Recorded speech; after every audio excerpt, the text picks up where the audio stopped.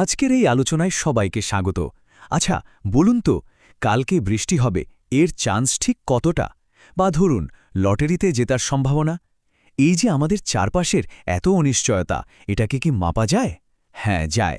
আর এই মাপার বিজ্ঞানটাই হল প্রবাবিলিটি থিওরি বা সম্ভাবনা তত্ত্ব। চলুন আজ এর গভীরে ডুব দেওয়া যাক।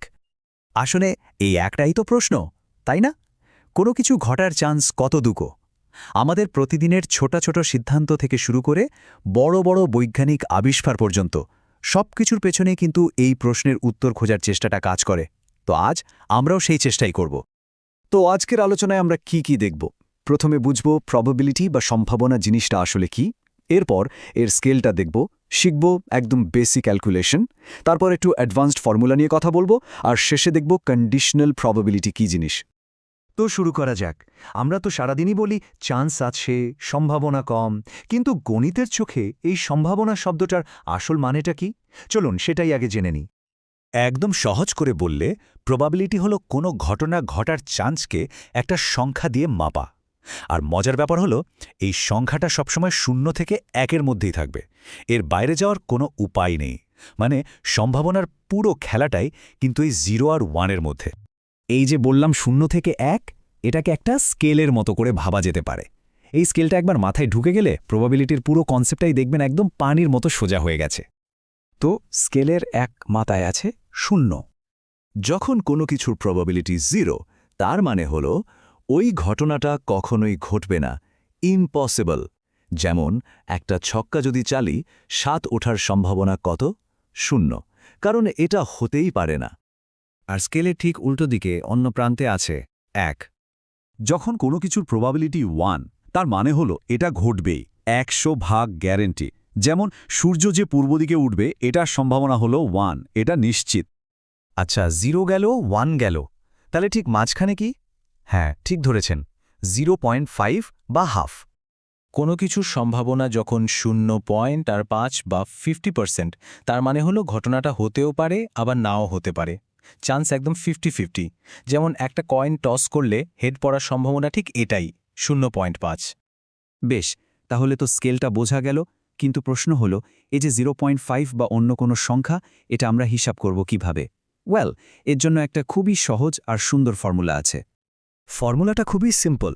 কোনো ঘটনার প্রবাবিলিটি বের করতে হলে দেখতে হবে ওই ঘটনার পক্ষে কটা আউটকাম আসা সম্ভব, আর সেটাকে ভাগ করতে হবে টোটাল যতগুলো আউটকাম হতে পারে সেই সংখ্যাটা দিয়ে। যেমন ধরুন একটা ছক্কা চাললাম, 3 ওঠার পক্ষে আউটকাম কটা? একটাই। আর মোট আউটকাম কটা হতে পারে? 6টা। তাহলে প্রবাবিলিটি হলো 1/6। দেখলেন কি সোজা? ওকে, বেসিকটা তো বোঝা গেল, কিন্তু যখন একাধিক ঘটনা একসাথে ঘটে তখন কি হবে? তখন হিসেবটা একটু জটিল হয়। চলুন এবার ম্যাথমেটিশিয়ানদের টুলকিট থেকে কিছু অ্যাডভান্সড ফর্মুলা দেখে নিই। প্রথমেই আসছে অ্যাডিশন রুল বা যোগের সূত্র। এটা আমরা কখন ব্যবহার করি? যখন আমরা জানতে চাই যে এ অথবা বি, মানে দুটোর যে কোনো একটা ঘটার সম্ভাবনা কত। এখানে যেটা করা হয়, এ আর বি এর প্রবাবিলিটি যোগ করে তাদের একসাথে ঘটার প্রবাবিলিটিটা বাদ দিয়ে দেওয়া হয়। কেন? যাতে একই জিনিস দুবার গোনা না হয়। এরপর আছে মাল্টিপ্লিকেশন রুল বা গুণের সূত্র। এটা ব্যবহার হয় যখন আমরা জানতে চাই যে এ এবং বি দুটোই একসাথে ঘটার সম্ভাবনা কত। তবে এখানে একটা শর্ত আছে, ঘটনা দুটোকে ইন্ডিপেন্ডেন্ট বা স্বাধীন হতে হবে, মানে একটা ঘটলে আরেকটার উপর কোনো প্রভাব পড়বে না। এখন এই টেবিলটা দেখুন, দুটো সূত্রের পার্থক্যটা একবারে পরিষ্কার হয়ে যাবে। সহজ কথায়, যোগের সূত্রটা হলো অথবার জন্য, আর গুণের সূত্রটা হলো এবংয়ের জন্য।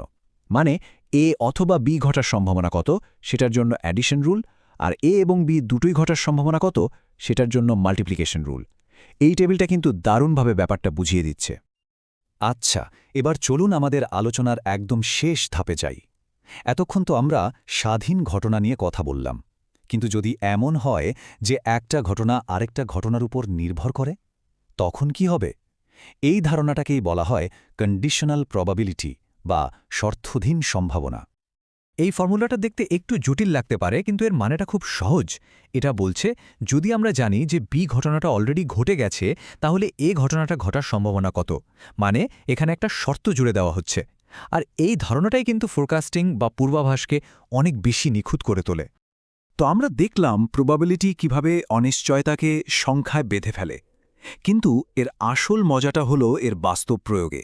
অর্থনীতি, মেডিসিন, আবহাওয়ার পূর্বাভাস এমন কোনো জায়গা নেই যেখানে এটা আমাদের আরও ভালো সিদ্ধান্ত নিতে সাহায্য করে না। এখন ভাবার বিষয়টা হলো গণিতের এই শাখাটি আমাদের নিজেদের জীবনের সিদ্ধান্তগুলোকে কতটা উন্নত করতে পারে। আশা করি এই আলোচনাটা আপনাদের ভাবনার খোরাক যোগাবে।